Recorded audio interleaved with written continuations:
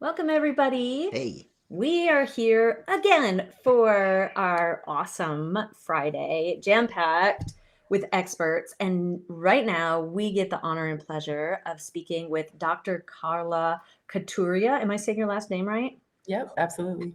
Good. Awesome. So I'd have been embarrassed if I didn't, but it's okay.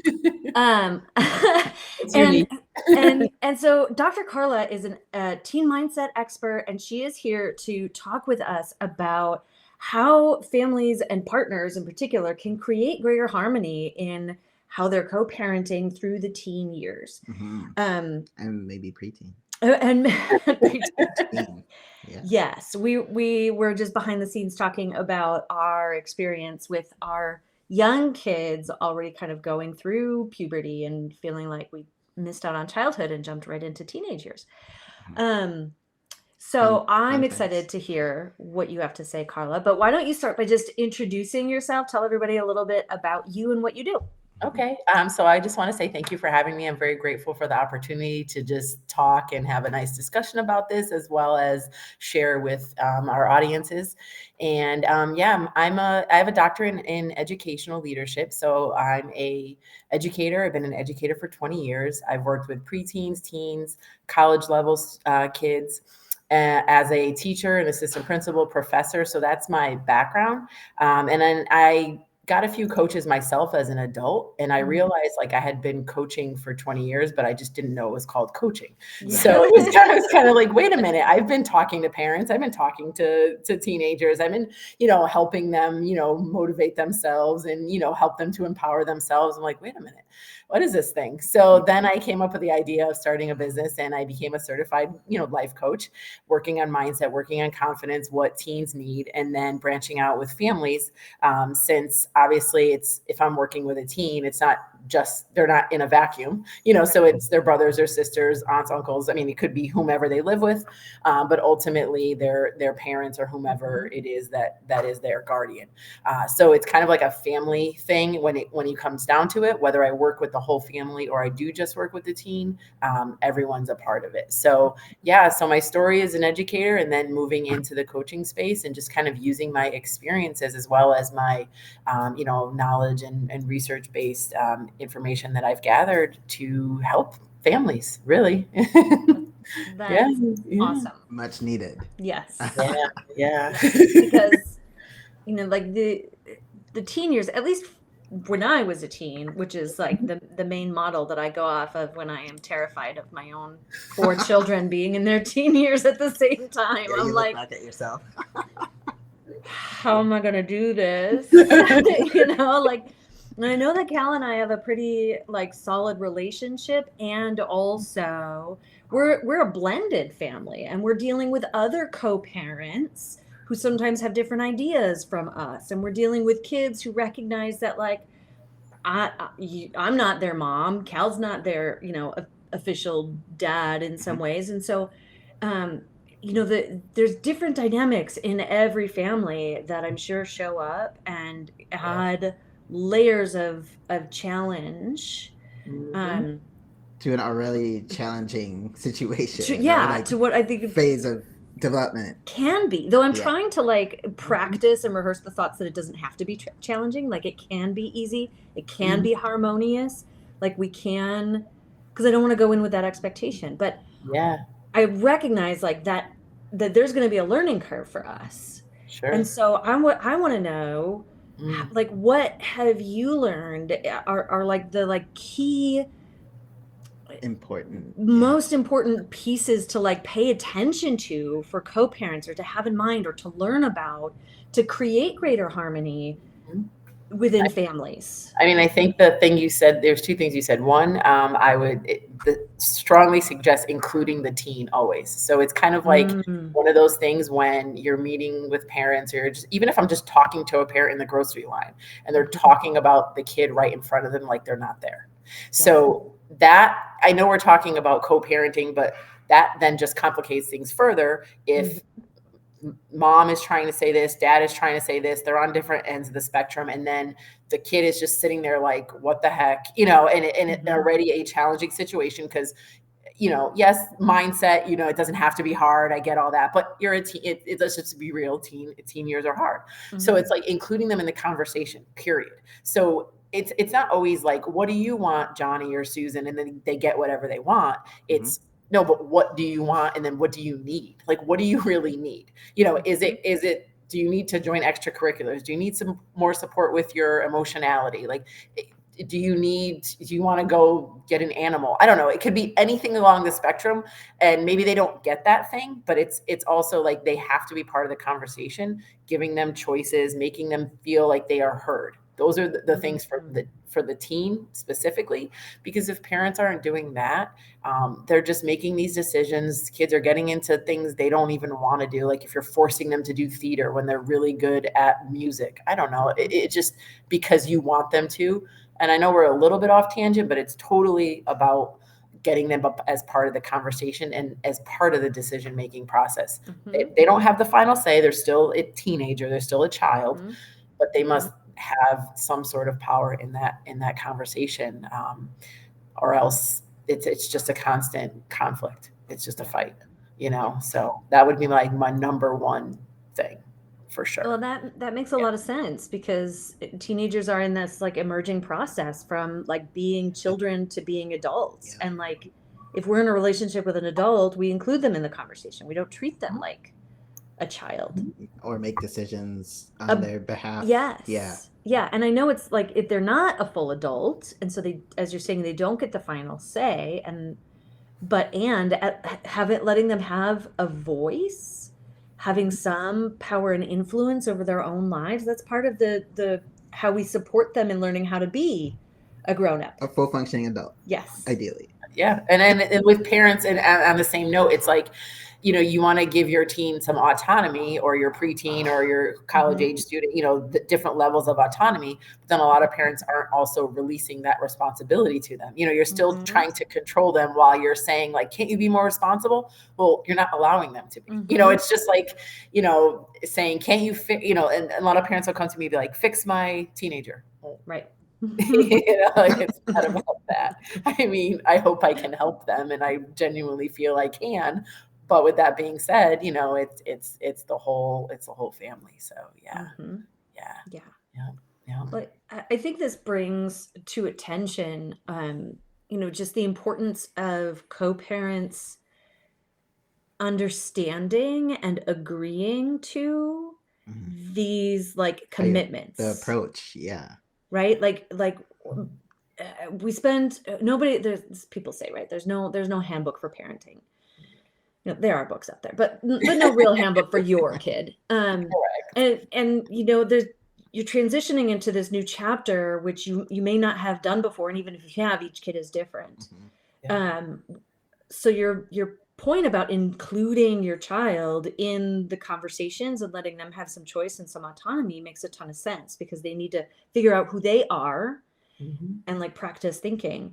But if both parents aren't on the same page, or don't agree that like, we need to do this is how we support our teen in launching and becoming an adult, in creating more harmony in our family by doing this, which I'll also own takes extra energy as a parent, because it is so much harder. And we have like an unschooling philosophy. So we're trying to do this even with our kids when they're little, but it's so much harder to be in a collaborative relationship with your kids and not just be the dictator who makes decisions and expects your kids to fall in line, which is how I know a lot of us were parented. That's how we were raised. It's work.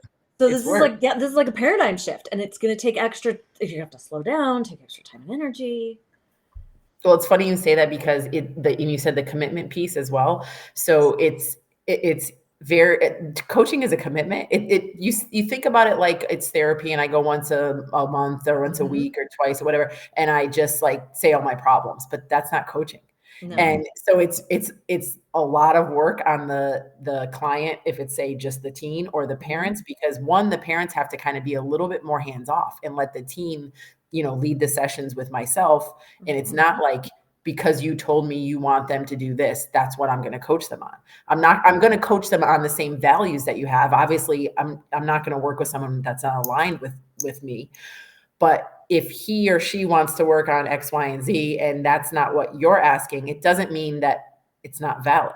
They may want to work on, I don't know, relationships with their friends, but you're pushing them to work on their grades. Well, I'm not going to ignore the grade piece, but it's hard for parents to like kind of a little bit let go and let the teen lead the conversation is one of the things. And then speaking to the commitment of it, we might work together for 45 minutes on Monday, but then before I see you next Monday, you're to be implementing things. If you just come to me going, I don't know what we're going to talk about.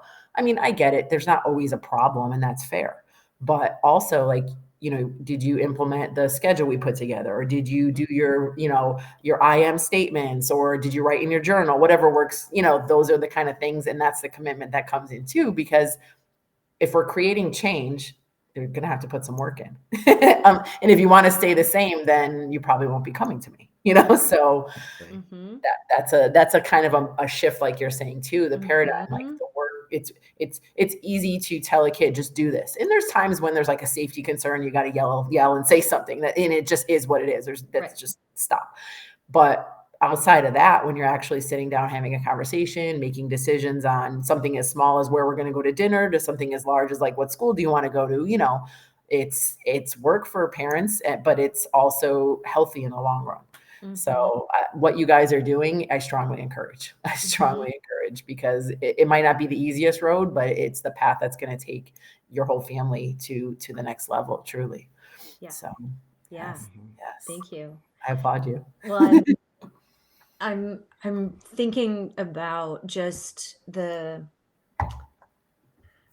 call in, right? The accountability piece to the fact that we, as parents, that's our responsibility, right? To like do that extra work for our kids' well-being, to learn what we are not learning, to spend extra energy when we may not want to move through the resistance of what would feel easiest for us as parents, to really show up. And it makes me think about like the work that we do with couples, and the way that like the challenges we have in our relationship with our spouse or our life partner. Like you can't just sit back and expect it all to be easy. Right? Like if you really want harmony, if you really want it to be a wonderful relationship, you have to like push past the resistance of doing things you don't want to do, putting in the energy. Well, yeah, and taking the action. And take action to change things. Yeah. Yeah, because like even just taking the action to have the conversation about it, sure, that's cool. But if nothing comes from the conversation, if you don't take action and like implement some change with some intention, it's like what's even the point? And it's really like being able to also be okay with uncomfortability, because yes, you need to put the work in, yes, you need to take action, but like if I'm gonna use lines of questioning that are gonna dip into things that feelings, emotions, thoughts that you might not want to address.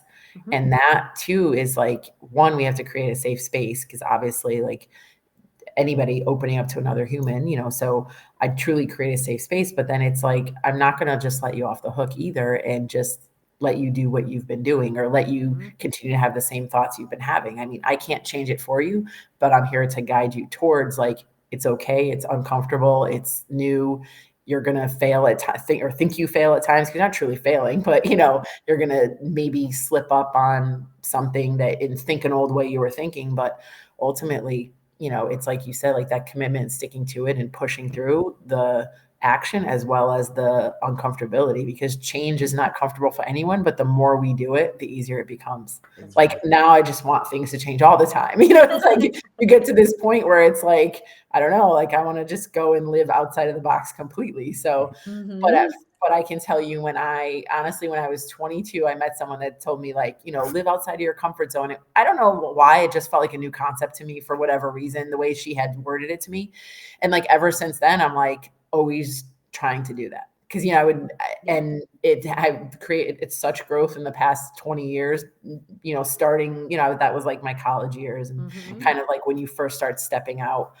Kids today, it's a lot earlier, depending upon what's going on in the world. But I mean, it's just pushing through that uncomfortability and like being open to at least trying to change, yeah, it's major. Definitely. Yeah. So I have another question, but I know I'm doing a lot of question No, asking. go Did you have ahead. any? No, you wanted to I jump mean, in with? the thing I've always been told about change is that it's the only constant, Mhm. right? So, yeah, developing a habit of getting comfortable with change and things always improving, never staying static or status quo. Yeah, it's a shift, but a helpful one to make to navigate life powerfully. No, 100%. It's like all about the transformation. It truly is. I mean, and kids will transform eventually, but can we support them to, thrive, earlier on and have experiences? They're going to still have experiences, learn from them, natural consequences, but do we have to keep creating that same experience? Can we learn from it quicker, and can we move past, and it's like that whole identity shift. It's like walking them through that whole identity shift and just being right by their side to support them as they do, because and as adult, I'm still shifting identity. Like it doesn't stop. It's not, like half of the things I coach my kids on, I use the same things and coach myself through it. I mean, literally wake up in the morning and do the same things. So it's that valuable, and it's not something in these habits and routines and whatever we create in the individual teen's life. They're not things that are just meant to be in the teen years, like it's throughout. And hopefully they share them with their family, but the whole family's doing it. If you like journaling and it works for your family and there's a time at night you guys do it, do it. That's that. If going for a walk and talking, if that's what's the thing that works for the family for whatever reason, I mean, amazing. So it's about the whole family for sure. Yeah. Well, what that brings to mind, Carla, is just like how important it is to keep doing our own work. Yes. Right? Like if we want more harmony in our family or with our kids, with our partner, it starts here. We all have work. And we all have work, and it doesn't end, right? You don't ever get to this place where like, okay, I've done my work, I've done my healing, I'm done. It's like, no, like we keep peeling back layers, we keep expanding the edge of our comfort zone, right? I always have this like image of like pushing the edge of a bubble, and it like stretches bigger and bigger when you like live on the edge of your comfort zone. Like you just keep growing. I was thinking like a tree ring, but sure. Rings on a tree. I like being inside a bubble. I like your visuals. Your visuals are great right now. I'm like trying to put it together. But yeah, like so when we think about like what's the solution to creating greater harmony and ease through the teen years, I mean, what we're talking about so far is like putting in the energy and effort of centering your kiddo, including them in the conversations, recognizing that they need to be able to make some decisions for themselves in this transitory time, and doing our own work. Like continue and modeling that for our kids, and expanding how we show up and embracing change. Yeah. And to be honest, those are the kind of people that are attracted to me, like those type of parents, so I can tell right away, like if they don't have to be in a coaching program, but they may have a business coach, or they might be an entrepreneur. Or they might, I mean, those are just examples, or they're taking their kids to do new activities. It doesn't have to be a formalized program per se, but they're willing to get out there. They're willing, oh, I just lost weight, or, oh, I just got a new job, or I just, like they're creating the change in their own life too, and modeling that. So, super successful people, no matter what walk of life they're coming from, it's that mindset piece. If they're working on their mindset, if they're doing the work, like you said, and to your point earlier, when you're talking about, we're talking about the whole family, it can be challenging for teens, because like I can't remember the last time I had a client that had like two parents at home. It's been quite some time, and that's not a bad thing at all. It's just the way things are, and there's no negative with separating from another person, whether it be divorce or separation. So as adults' identities shift, they can grow apart and not want to cohabitate anymore. And that shouldn't be a negative thing. It's like the way things are, more change in our world. So it's challenging for some teens, but it also, like you said in your first statement, doesn't have to be challenging. Mm-hmm. But it's about the parents kind of them doing their own work again, as you said, and then just being there for the teen in the way that they need it. Like Mm-hmm. whatever that looks like. If you don't want to sit in the same room with your ex or, but you can jump on this Zoom call with me for a half hour just to see what your teen needs. That's all. You don't have to interact with one another. You don't have to, Mm-hmm. if it's that bad. But you do have to commit to supporting your teen through this shift. I mean, and that's what I require. I don't require you to be, I'm not trying to get you guys back together. It's not about that. But I am saying, hey, so and so needs you right now, and can you show up for them, please? Yeah. And that's what it's all about. Mm-hmm. Yeah. Well, like, speaking of parents who aren't necessarily together, or parents who, like, where I go is like they're struggling in their relationship, or maybe they don't agree about how to parent or co-parent their teens, right? Like, one parent might think they need more responsibility in the house, they need to do more chores. The other parent's like, no, like, let them be kids, kind of thing, right? What advice do you have for partners or co-parents who are not on the same page about what their teen needs or how to best support them in growing up? I mean, I would say focus on the big rocks. I mean, and actually self-reflect and realize, like, one, is it worth fighting over, like, I don't know, just making this up, what clothes the kid wears, or, something small. I mean, as long as they're appropriate and normal, fair enough. But what I am going to fight for is, like, what school I want them to go to, or, if it makes, so really, like, is it worth picking and nagging at everything that your ex does or doesn't do, the way they this, the way they that, the way, so because it's like you said earlier, it's a waste of energy. So one thing is just, like, maybe we need to sit down and pick the 5 major big rocks, the things that we like, our values for our family, even though it's separated at this time. And those are the things that we're gonna, like, what are our family values? Even though we're not together, that doesn't mean you still aren't working together. Yeah. So if you're, like, like I said, if it's something that's, like, not important, and it's like just to fight, and because you're, that's gotta be dropped. And the other thing is, like, a lot of times, I'll be working with the teen, and the parent will come to me and say, it's all because they go to so-and-so's house, and that kind of thing, and the blame piece. And we've got to shift that too, because maybe that is true, maybe that isn't true. Do you really even know what's happening at that house? It's like all hearsay, and it becomes drama and all that. So really, like, talk to your teen.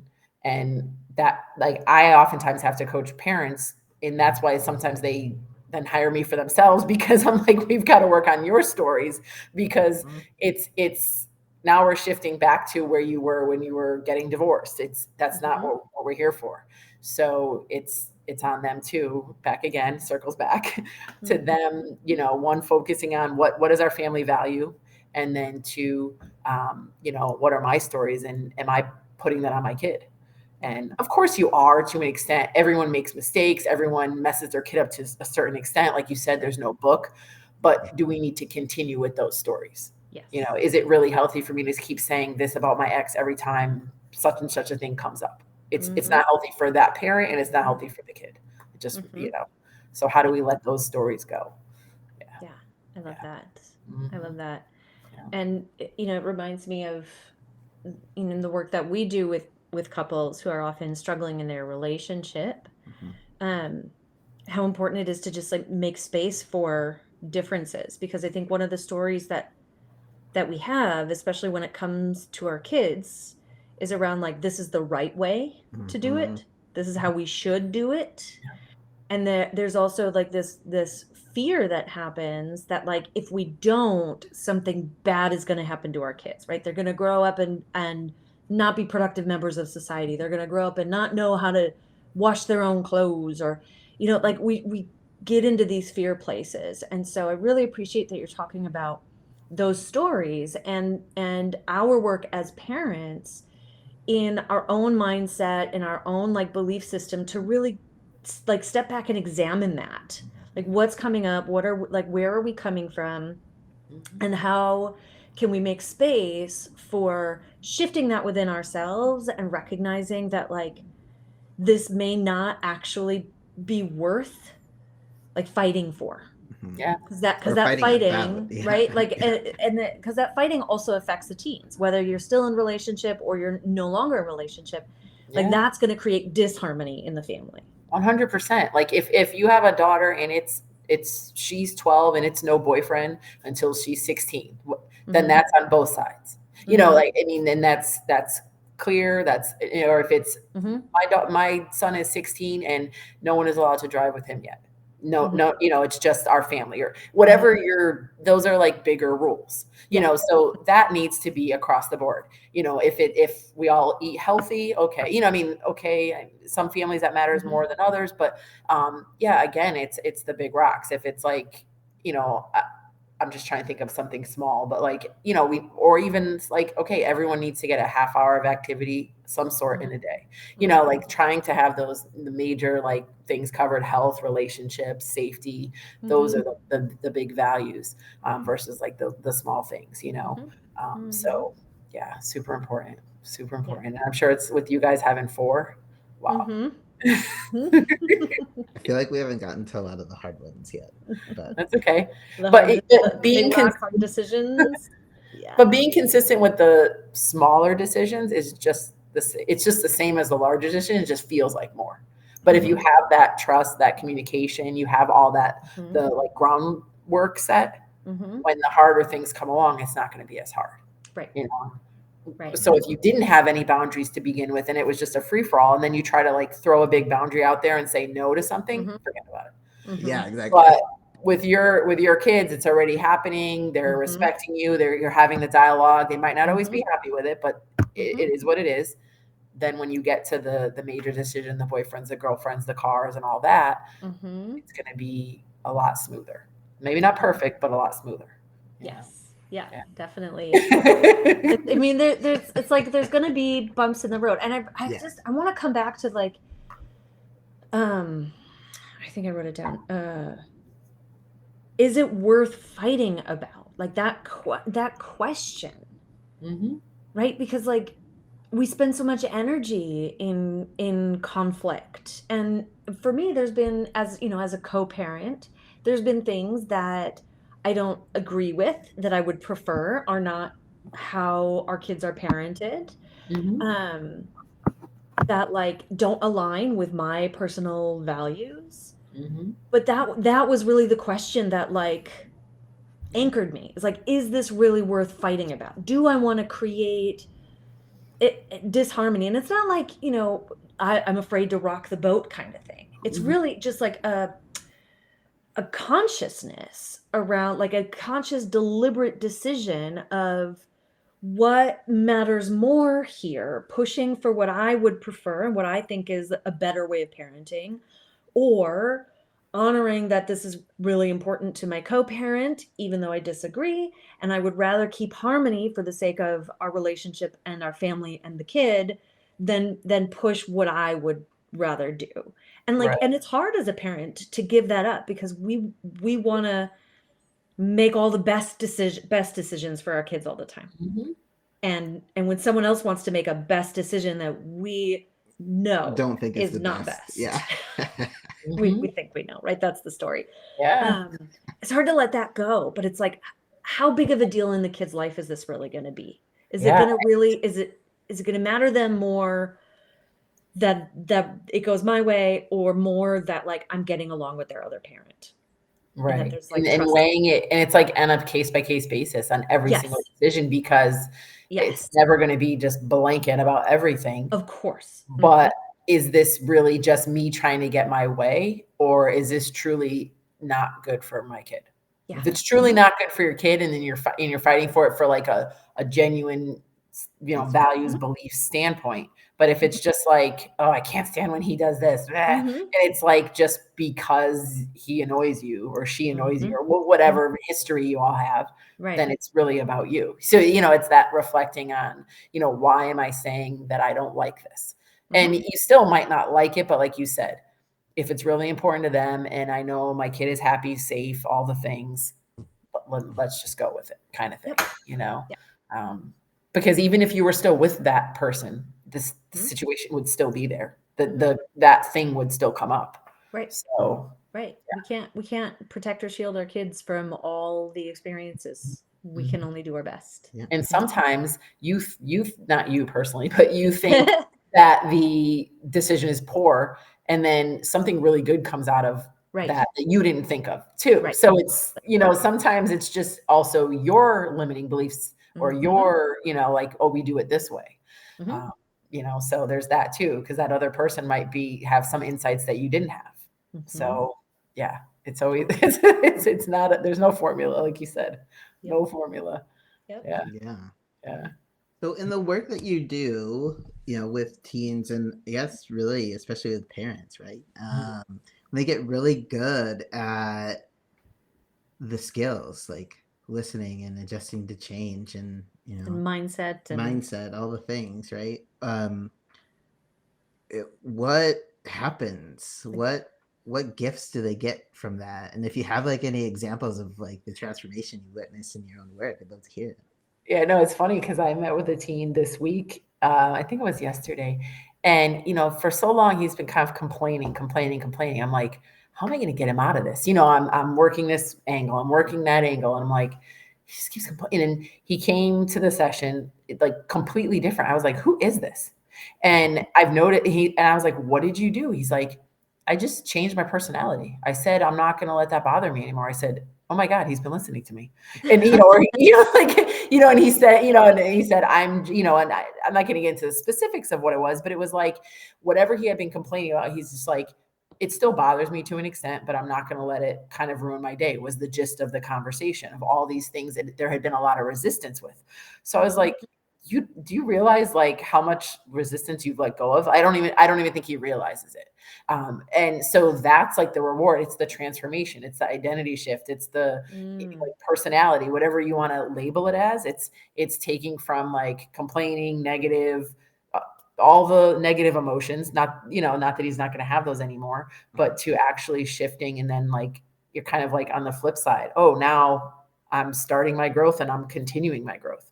So that was truly like the most recent thing that I was like, oh my goodness, like this is great. This is what it's all about. And it's not about like a transformation, like you go from 0 to 100. It's small incremental things that then become larger. And then you have this thriving adult that is amazing based upon these incremental shifts they made over these years. So, and that's like a lot of times I'll coach kids for long periods of time. It's not because they have so many problems but it's like incremental growth. And then a new situation comes up, or they change in their life. And then we got to grow, we got to work on that thing, or like something else is uncovered with their emotions or their feelings or their thoughts. And then there's that challenge to work through. So, yeah, it's very rewarding. I mean, that's truly the reason why I went into this. It was like to see that transformation. It's just like when I was a teacher and you saw the light bulb on and they finally understood whatever concept you were trying to share with them. It's the same thing. It's just, the emotion side of it. So yeah, it's amazing. Beautiful. Yeah. Beautiful. Yeah. I'm all for anything that is going to make those teen years easier and more empowering. That's the one. Empowering. Right? Because that's really what came across when you were talking, like that this gentleman became more empowered in his experience of life, that he could just and himself make that choice to be in a better energy space, to have a different reaction to the things that were happening outside of his control. And when we can create like family systems that are more supportive, more consciously loving, more aware of how we show up and treat one another.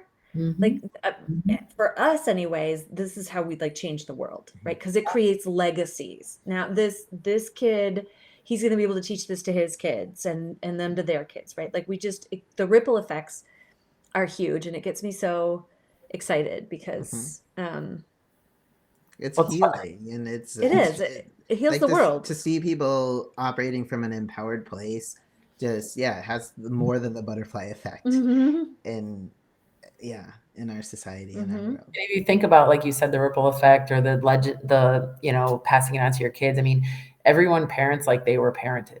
So that's also, something that's ingrained. And so parents, I had two amazing parents. I will never say anything negative about them, but we didn't have coaching or working through limiting beliefs. That just wasn't a thing. They were there for me. They were, like, I have no bad words to say, but we didn't work on that. That wasn't a thing. So they parented like they were parented, and that's fine. But then now I don't have kids of my own, but I feel like this is my calling to then help the next generation of teens as well as parents change your parenting style, tweak it a bit, and then the teens to then pass it on to the next generation. So it's again, it's just like that, like, ancestral, I'm not getting the word, but there's that, like, just healing that whole ancestral those patterns. Exactly. Is so very important. So very important. And it's really nice to see it when you can see the change. It's amazing. Yeah. Yeah. Well, and I want to just like tweak a little bit of what you said, Carla, because you said like we all parent the way our parents did. And I would just add the word like start. We all start parenting the way our parents did. And like if we want to get good at it, we're striving to do like a level better, right? We're a level or more better. And that's what you're helping families do. Parents learn how to do. Teens learn how to do. Like this didn't work. This is not still working. Like we need to evolve. We need to evolve beyond what our parents and grandparents and their parents did. So that we can shift the painful patterns, the limiting patterns and beliefs, and really like expand and revolutionize the human experience. And to your point too, like, just because they're coming to me doesn't mean that they are bad parents either. Of course And not. just because you use tactics your parents did, like you said, doesn't mean that was bad. It's just you want to improve. Yes, so exactly. And a lot of to the times, next level. Yeah, sometimes I'll just put posts on to like parents just saying like, have some grace with yourself. Like, yes, X, Y, and Z might have happened to your teen this week, and part of it might have been your fault, or because you said or did something. But like, move on. Apologize, talk to them, whatever needs to happen, and then move on. Because if you sit in that energy, it's not good either. So it's probably the hardest job on the planet. And if you can help couples and I can help families, and that's the main goal. So I did love your point about, it's not that they were parenting like their parents, and then also saying, have some grace, like it's okay. If you're at least conscious of and reflecting on when you might not do the right thing, that's the main thing. But if you keep screaming and yelling or then okay, you got to reflect. It's that commitment to growth and evolution. Totally. Yeah. Absolutely. Well, we've already like talked over our time. This has been just such a great conversation, Carla. But I want to wrap up and ask, like, how can people learn more about the work that you do? How do they work with you? What kind of stuff do you have going on that people might be interested in? Let's get some information out there. No, for sure. So I have, I run everything through Facebook. That's like my main mode of communication. I have Instagram, I have LinkedIn, all of that as well. I have a free Facebook group, so I put a lot of things of value through my social media posts. I have a YouTube page where I have like long form videos as well. So my Facebook group is where everybody can join. You can find me on all social media. And then I offer like free masterclasses every month, something different. Like this month, it'll be next Thursday, the 28th at 8 p.m. And that'll be free. Log on. It's virtual.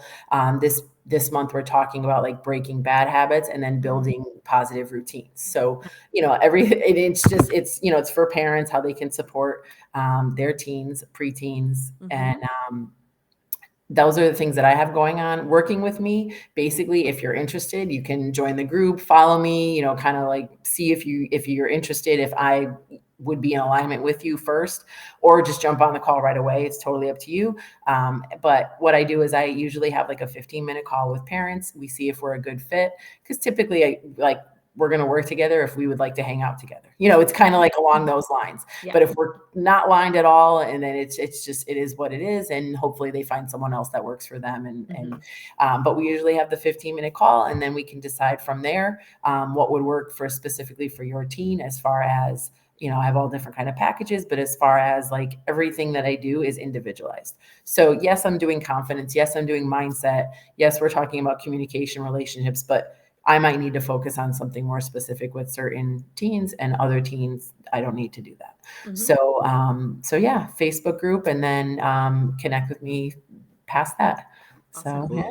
You want to drop the name of your Facebook group too? Yeah. What's the name of your Facebook group? So I can share a link with you, but it's called the Teen Parenting Collective. Okay. Yep. The Teen Parenting Collective. Cool. Yeah. Awesome. Yep. So yeah. So good things in there. Just always giving any kind of tips, strategies. You can ask me questions, and pretty open forum. Awesome. Awesome. So good. I'm in there. Are you? I haven't been active yet, but I'm in there. Good. We need to be in there already. You need to get on a call.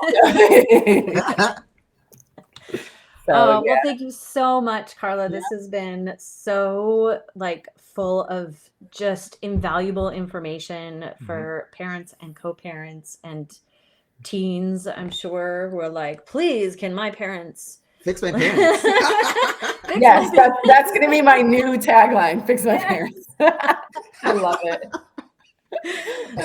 But thank you for the work that you're doing in this world, and for sharing your light and your love here with our communities. Thank you so much. And it's all about, you know, building that like-minded community, like you said. So I'm glad we're in each other's, you know, lives and groups, things, and social media. And I just hope to continue to work with you all and put out more positivity in the world. And I thank you for the opportunity. And I hope all the parents and teens out there are just, you know, thinking about their relationships and hoping to improve them. So taking some action. That's right. Yes, taking some action. You guys, thank you so much. Thank you. All right. Awesome. Bye. Bye.